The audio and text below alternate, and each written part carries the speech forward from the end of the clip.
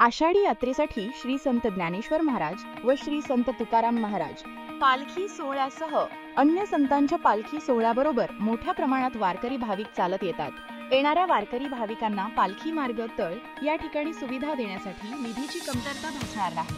तसेच या काळात पालखी सोहळ्याव्यतिरिक्त लाखो भाविक पंढरपुरात येतात। अशा सर्व भाविकांच्या राहण्याची व्यवस्था पंढरपूर शहरात करण्यात यावी, यासाठी प्रशासनाने तयारी करावी, अशा सूचना ग्रामविकास व पंचायत राज मंत्री तथा पालकमंत्री जयकुमार गोरे यांनी दिल्या।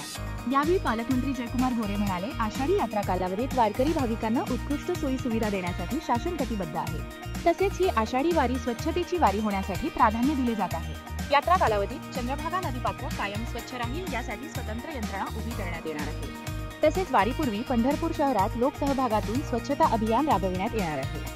वारकरी भाविकांना उपलब्ध सुविधा तसेच सूचनांची माहिती देण्याचे फलक किमान 15 फूट उंचीचे लावावेत। नदीपात्रातील होड्यांची नोंद घेऊन होडी मालक व चालक यांचे नाव, आसन क्षमता निश्चित करून होडीत जास्त लोक बसणार नाहीत याची दक्षता घ्यावी।